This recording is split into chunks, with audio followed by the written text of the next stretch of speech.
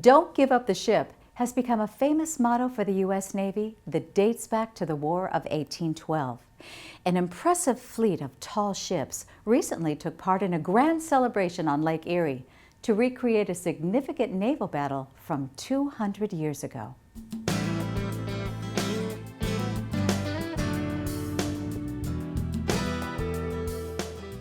Nine ports along Lake Erie hosted 16 different tall ships as part of the Battle of Lake Erie bicentennial celebration. Much of the activity was centered in Put-in Bay, where 3 of the tall ships were docked. The ships were available for cruises and tours during the festival. The event was held to celebrate 200 years of peace between the United States, Great Britain, and Canada.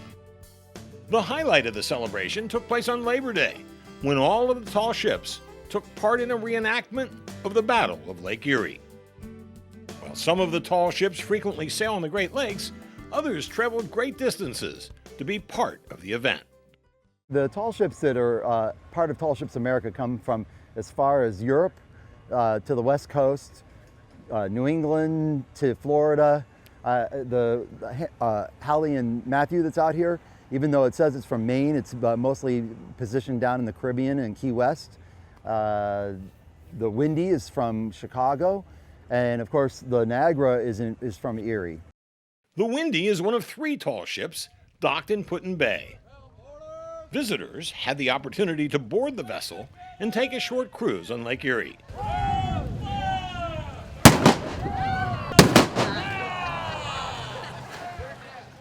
Passengers on board the tall ship Hallie and Matthew had a more hands-on experience.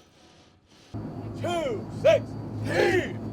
2-6 heave! They got to help the crew raise the sails as the ship traveled out of the harbor.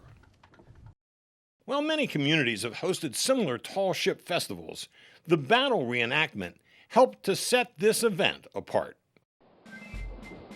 The Battle of Lake Erie was one of the biggest naval battles in the War of 1812. The British seized control of Lake Erie at the start of the war. Under the command of Oliver Hazard Perry, the battle helped the United States regain control, forcing the British to retreat. Historians say the battle marked a key turning point in the war because control of Lake Erie made it easier to get supplies to American forces. It is also significant because it helped define the border with Canada. You can see the full version of this segment and much more in the 2013 autumn edition of Sentimental Reflections. Join us on our video journeys each season. The Sentimental Reflections presents America's heritage in story, scenery, and song.